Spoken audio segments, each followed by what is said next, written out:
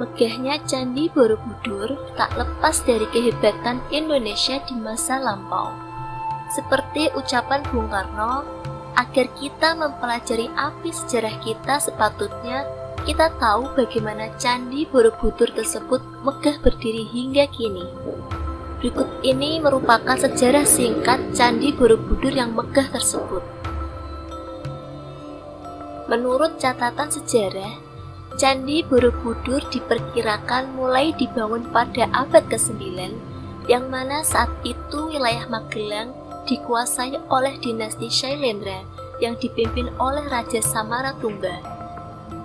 Raja bertitah untuk membangun sebuah pembangunan candi yang kala itu dipimpin oleh seorang arsitek bernama Gunadarma. Tanpa bantuan kecanggihan teknologi masa kini, Gunadarma dapat menggambar Candi Borobudur yang luasnya mencapai ratusan meter persegi itu.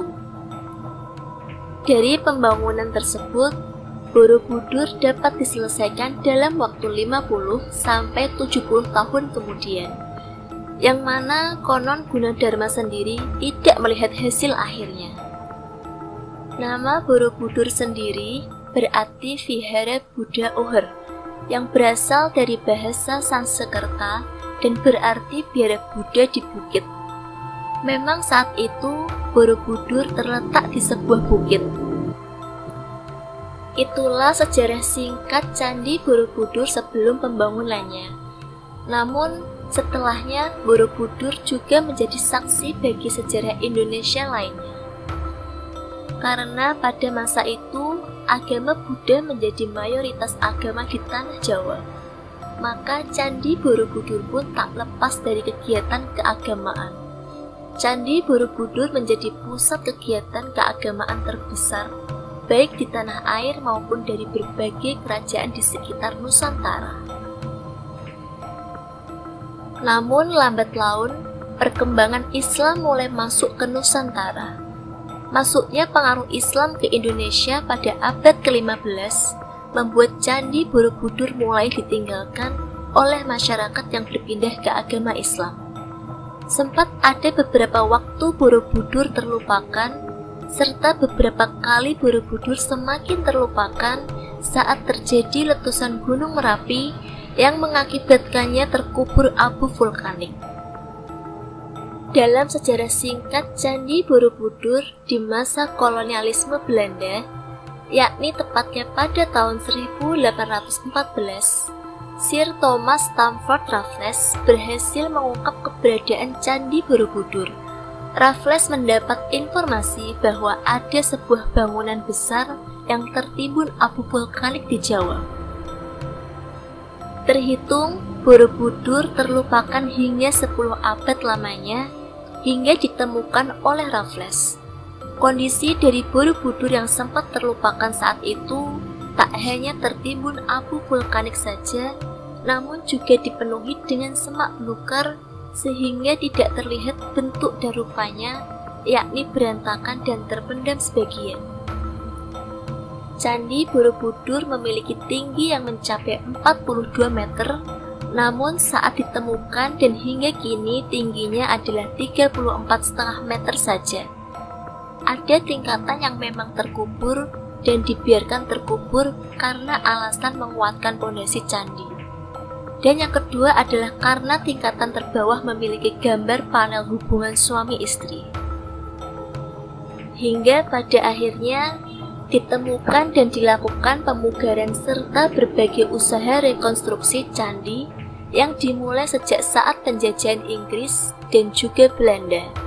Pemugaran semenjak Indonesia merdeka pun terhitung dalam sejarah singkat Candi Borobudur, baik dari usaha dalam negeri hingga dari berbagai belahan dunia.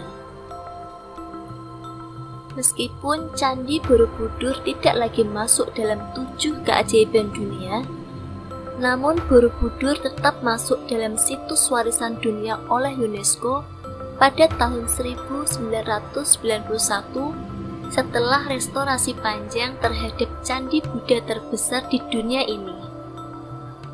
Selain menjadi bangunan bersejarah, Candi Borobudur juga disebut-sebut sebagai buku besar ilmu pengetahuan yang ditulis melalui dalam relief.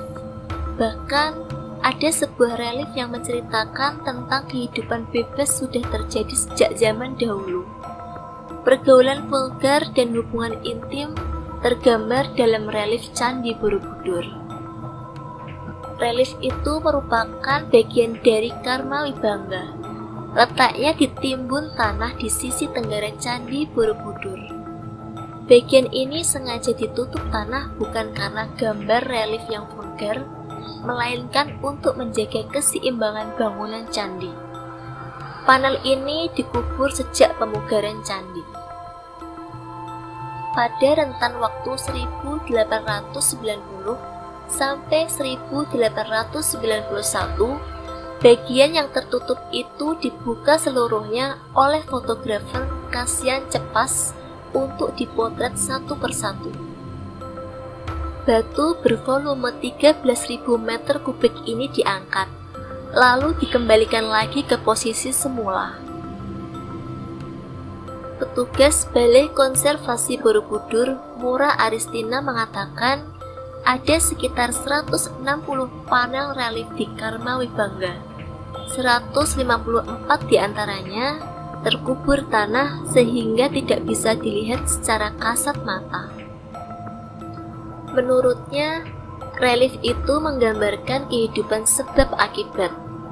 Ada kehidupan yang menceritakan kebebasan berhubungan antar pria dan wanita yang digambarkan utuh di relief. Relief ini menggambarkan sebab akibat.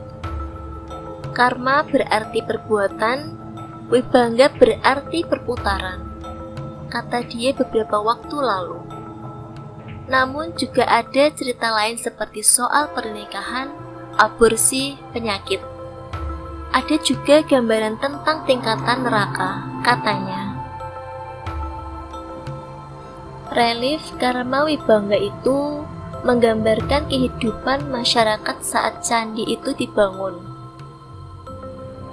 Bagian paling bawah ini memang perilaku penuh angkara murka dan hawa nafsu yang menyebabkan seseorang masuk neraka jahanam.